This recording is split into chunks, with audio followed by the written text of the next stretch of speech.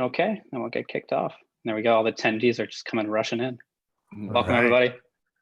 Feel free to drop your local time, your now. local place in chat as usual. There will be a tweet with you tagged, Alexis, if you want to. You could just use global that. one. Yeah, no, I just boom. There it is. There it is. And I'm watching myself on delay now, writing this tweet. Stream is up. Beautiful. All right, so it sounds like everything's good and up. So yeah, let's maybe just get this thing started. Cool. Dance. Well, thanks so much, Alexis, for being part of this. For everybody else who's just joined, Alexis, you may know him. He's co-founder of Reddit, co-founder of Initialized Capital. He's the host of Business Dad podcast. Hey, and of course, that's right. Most importantly, an Armenian brandy aficionado. So there we go. we all have our accolades.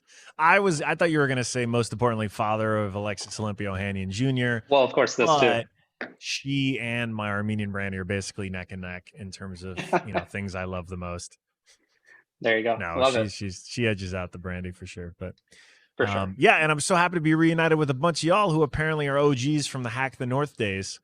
I've got a lot of fond memories from Waterloo. Back to back. I don't know if I went 3, maybe 4 years to various events every year. Usually it was around Techtoberfest, which, is a pretty special time, a special place. But the Hack the North event is just legendary. So it makes sense that you've got this community of builders and makers and doers now, all participating in real time across the world, building just awesome stuff. So kudos. Yeah. Appreciate that. Just getting started. Super fun journey. So awesome. It's been great to have you kind of as part of all this so far. So maybe we'll dive into some kind of questions around crypto product, that sort of thing. Sure. We'll have to kind of get your idea on this. So I know you've been in the space as an investor for quite a while now. Maybe I'll let you name drop some companies if you see fit. Sure. But what excites you the most about crypto? What have you been thinking about, and why do you think this is a big opportunity? Well, so only because you asked me. We were early investors in Coinbase a long time ago, and continue to watch in awe as they've really brought so much of this to the mainstream. And that's been exciting. Brian and Fred were there so early and with such high conviction that it was kind of easy for Gary and I to get excited and want to invest. And Gary, my co-founder in Initialized, Gary Tan, to his credit, has been really obsessed with the space ever since he started seeing the first, maybe it was, you'll have to ask him when his first, but it was definitely a top post on Hacker News that turned him on to all this. And, I want to believe that maybe it was Satoshi's white paper, but regardless, I want to believe that this is something that he really saw early. And I mean, frankly, I just know when brilliant people that I know, brilliant technologists that I know get really excited about a new technology, I want to pay closer attention. And over the last few years in particular, we've very deliberately avoided a lot of the unfortunately just scam your ICOs that were happening and all that garbage, and really tried to optimize for backing teams that have the exact same things we look for in any software startup, like product discipline, engineering discipline, and really evaluating them as if they weren't building anything on a blockchain. Really trying to think about just like a boring software company that, if it works, has massive, massive, massive, massive potential. And I'm trying to think. I mean, actually, Horizon Rock and Ethereum is bringing to life a Magic the Gathering where you actually own the cards, digitally, of course. But we're seeing different applications that actually make sense for the specific technology. So not just doing it for the sake of technology, but doing it because creating that kind of scarcity with a digital good is really interesting because it allows for increased value, and then allowing free and open trade now brings to life the things that a lot of us grew up with, trading game cards, for instance, or playing cards, or any of those, and collecting and saving and having real value attached that you actually own, right? You're spending real money on that Fortnite skin. You're basically burning it, which I've done, which I will continue to do until the better system takes over. And that resonates with us. A company like Bison Trails providing the kind of infrastructure that folks actually need to get started. A lot of picks and shovels type businesses. Those are the things that get us excited. But like first and foremost, it's founders who are solving a real problem and not just trying to run around with some cool technology looking for a problem to solve. And that's where, and I think anyone involved in this too needs to realize, and at this point, this is what I like about this time, because we're out of the crazy boom period. People who are still building today are genuinely interested in building real things. And so I think the future for crypto has never been brighter, because we just continue to see amazing technologists, amazing product people willing to devote their life, or at least the next decade, to solving some really hard problems and building really great technology. And that's what's going to make all the difference. Frankly, it comes down to user experience. It comes down to user interface. It comes down to the basic like product things that don't require world-changing white paper. They just require you to follow sort of best principles for modern software design and creation, and really just solving a real problem for people. Yeah, and I think, like specifically for Skyweaver, like I cling to my cards so much, just because like, someday those could actually be worth something. They're resellable. It's just a straight up, step function improvement over other kind of collecting card games, right? It's massive. So much, and a genuinely fun game too. They architected it. The original pitch was like, this is a proof of concept, but the more time I spent playing it, my username is just Alexis Ohanian. I'm very creative, in case you ever want to challenge me in Skyweaver. Increasingly, it was clear that the proof of concept was actually just a really good game that is also, does a really good job flexing their underlying tech, but it's actually just a super fun game. Exactly. Man, cool. Awesome. Canadians. So, what is it with the Canadian energy around crypto? I like it. I mean, I'm in Toronto. We actually share an office with the Skyweaver guys. So yeah, loved it. But what I'm genuinely curious about this. Is there something going on? Is this all just the Waterloo grads? Because obviously, I mean, y'all have a strong connection to Ethereum, but like, what is it? Yeah, I don't want to share my bias too strongly there on the Waterloo side, but yeah, I mean, I think it's just, we've got the early community, a lot of it was here just because this is where a lot of it got started, I think. Yeah. And yeah, I think it's just that community stayed really strong. Like the Toronto meetup group is still one of the biggest ones. Lots of really smart people take part there. Obviously, we've got a lot of good schools feeding that talent pool. Yes. And yeah, every time we go back to Waterloo and run on East Waterloo, it's been huge. So yeah, special place in our heart too. Awesome. Yeah. So I wanted to highlight, everybody's here. Most of the people in the chat, but maybe not watching, know this is for HackFS, which is a hackathon where we're kind of helping build the foundation for the decentralized web. A couple cool things that we've seen so far is, fully decentralized, unstoppable blogging platforms. I assume Gary would probably like that. For sure. An app to like have, exactly, verifiable climate change data for the Paris Accord. That would be really cool. Archiving original videos so that they can combat against deepfakes. Also a pretty cool problem. So lots of really cool kind of fully decentralized apps coming out of this. I guess, like, what are your thoughts on kind of the kind of larger value of the decentralized web and decentralized internet and that kind of movement away from centralization? Why could what people would be building here be important towards the future? Well, we're looking at a world that is increasingly more balkanized. And this is very different from what I would have expected certainly 15 years ago, but maybe even 10 years ago. I look, at heart, I've spent all of my adult years traveling. Like I've been effectively a remote worker for my entire professional life. Like I've both, thanks to the fact that I've just started companies on the internet and that I've just always loved to travel. And then, I made some money when I sold Reddit the first time. And so I could do it a lot more comfortably than I did when I was in college and, traveling and backpacking through youth hostels and stuff. So I was like, oh, travel was great before. It's even better now that I don't have to share a room with 6 people. So anyway, at my heart, I really love all of the I've been I was an addict to all of the creativity, the discovery, all the best parts of so many different parts of the world. And I feel like I binged on it and loved it and drank it up. And so I find it especially heartbreaking that I think the next 10 years at least are going to be one of much more isolationism, of much more balkanization. You're seeing it between China and India right now with the banning of dozens of Chinese apps. I think Europe's going to carve out its own, and probably built primarily around privacy expectations, its own sort of form of internet.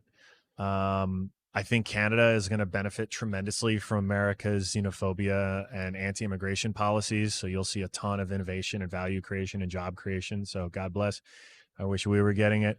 And I think even within the United States, there's increasing tribalism that's not going to stop. So, okay. So if I see the trend for the next 10 years is much more about isolationism, much more about sort of looking inward, focusing inward, finding one's tribes.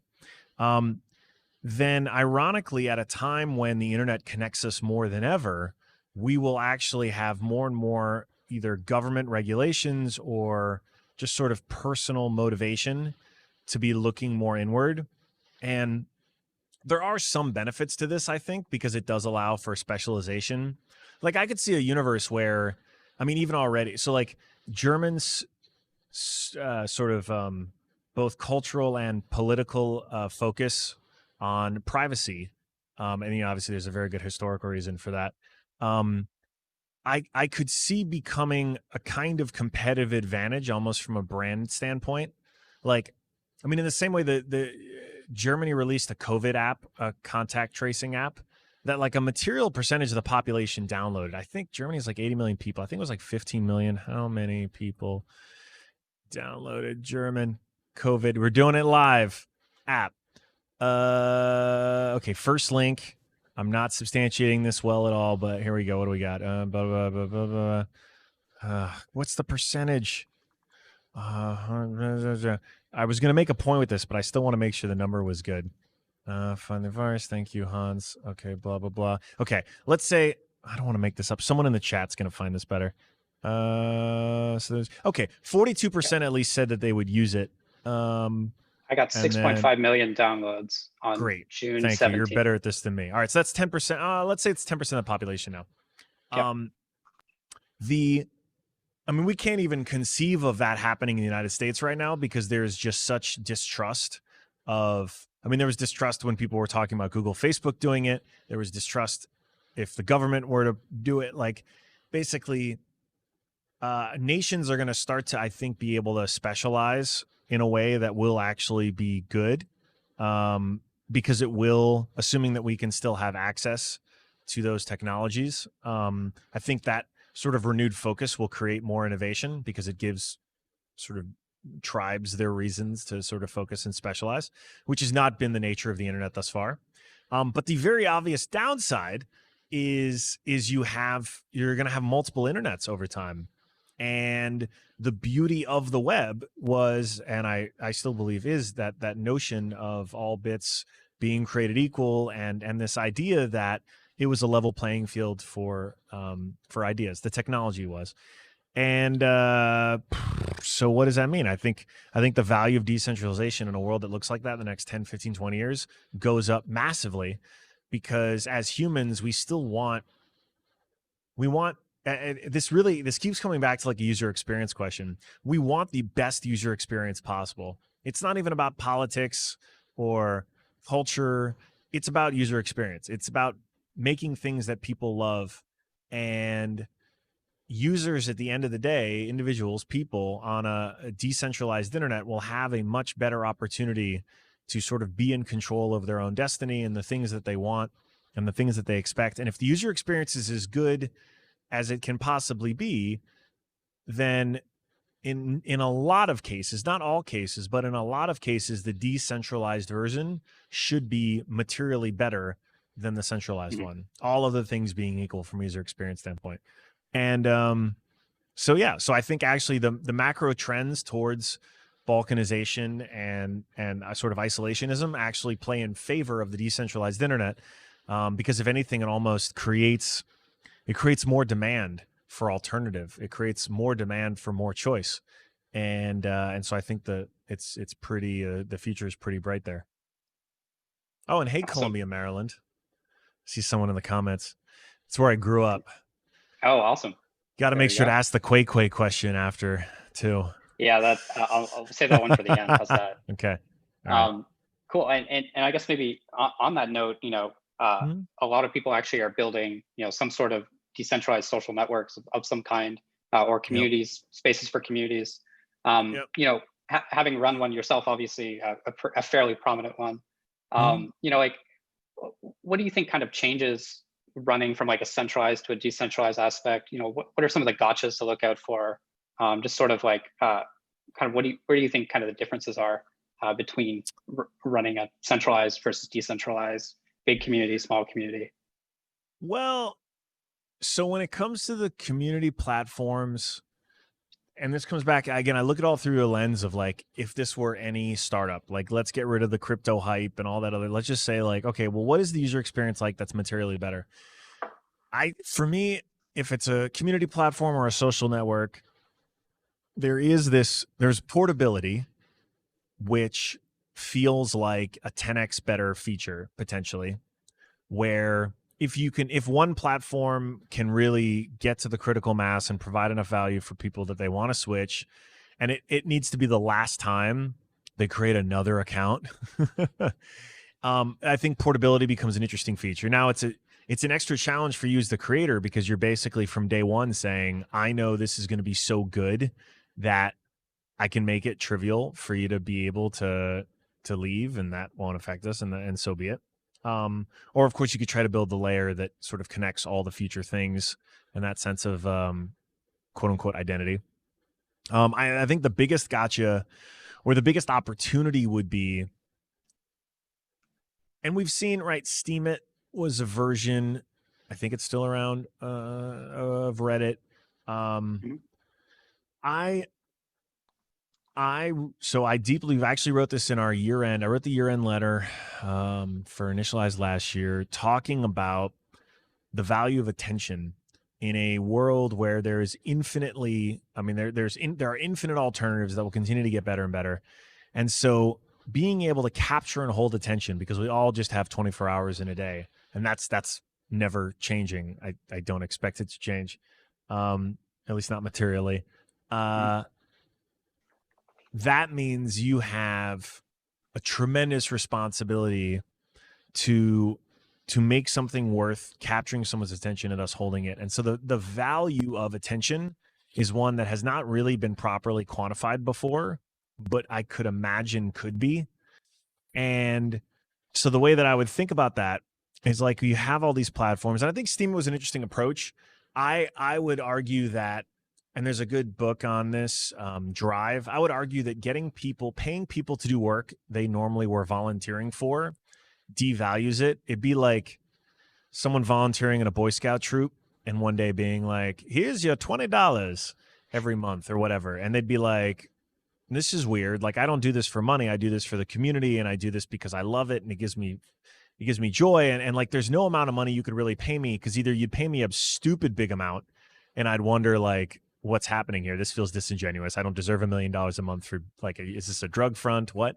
And then if it's any other amount of money, it just doesn't feel like enough. And so it's like, well, why did you even do that? And it can really mess with the decisions that one makes, because they're no longer doing work for a greater good or for a community. They're doing it for pay. So I think you have to think about it, especially when you're talking about posting content, because there's already so much happening behind the scenes with third parties trying to pay for promotion and whatnot, that I think the better way to look at it, the better way to go after it, is capturing the value in that attention. That time spent and where it's being spent is really, really valuable. And finding a way, like historically, content sites would do this through advertising. We know that model is screwed. The new wave that I like better, that's not just like clickbait, CPMs, is how do you build something where you get someone paying a recurring subscription? Substack's a great example of this. Patreon, which is a portfolio company, is another one. And I think that's really good. I think that's a huge leap beyond clickbait ads for revenue. I do think it still sort of misses the mark, because what we're really talking about is like attention, right? You and I could both pay $10 a month to an amazing artist on Patreon or an amazing newsletter, but I might read for 3 hours every week and devour it, and you know, for 30 seconds, and we're not properly being valued in the same way, right? And there's different ways to spin that. There's different ways to think about that. But I'm waiting for something that has an amazing user experience that can reimagine the model of attention and content. And this is like a big idea. And if I heard this pitch from me, I'd be like, come up with a wedge, like come up with something that actually is working, small scale, and go. So, oh, interesting. Steam is not around anymore. Awkward. Okay. Anyway, Yeah, there's thank some you for drama that, there. yeah. Yeah. Okay. Awesome. Well, yeah, maybe I think this question maybe prompts coming up with that wedge a little bit, but you know, I'd be curious, like, you know, we have, you know, I mentioned this before the call started. You know, I think a lot of the technologies are starting to align. We're starting to get to a really good point where you can really build anything in a fully decentralized way, and you should be able to take that product to the world and have them run with it. Like, from what you've seen, like, what do you think is kind of missing from the kind of Web3 crypto space right now that's kind of preventing it from achieving that sort of mainstream escape velocity? Or maybe put another way, like, what would you love to fund in the space, or what would you love to see come across the email pitch or whatever, right? It keeps coming back to user experience. And no disrespect to MetaMask, but like a pivotal moment for Skyweaver was when like we didn't have to use MetaMask to log in, when you could just create an account and go. And the average user, the average gamer, like doesn't even need to think about, oh, is this like a crypto thingy? Like it's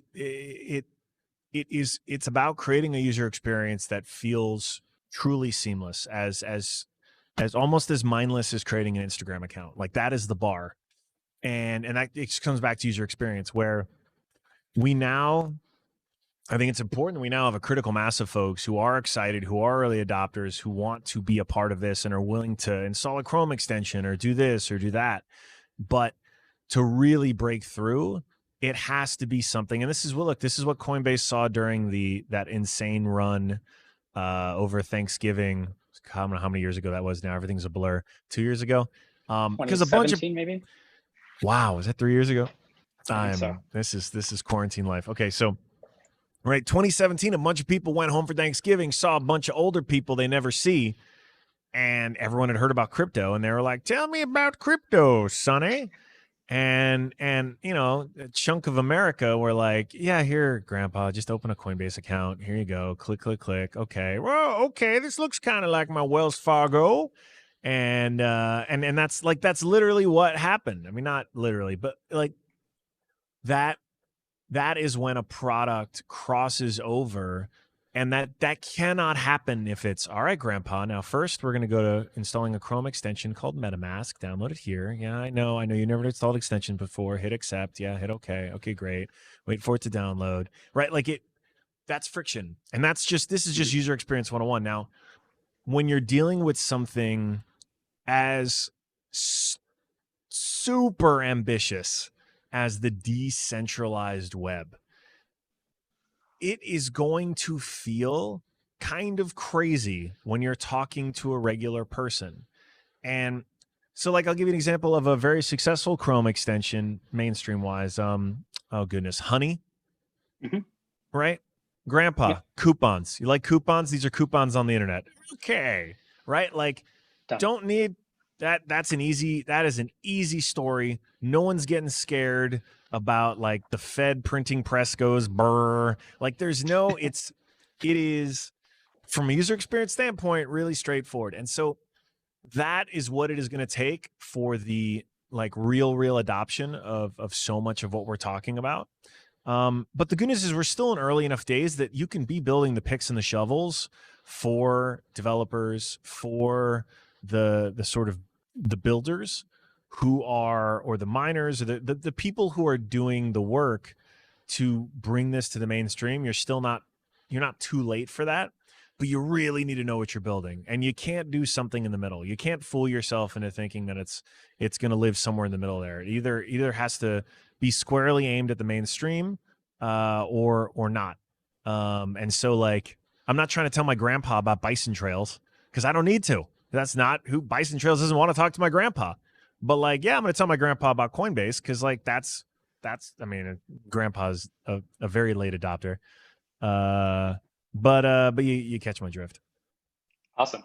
Yeah. So I guess for everybody who's going to be starting their companies out of HackFS, think of grandpa. Think of decide. Do you really want to deal with grandpa? I mean, grandpa's too extreme, but like my dad sounds just like my grandpa, so that's the same voice. There you go. Awesome.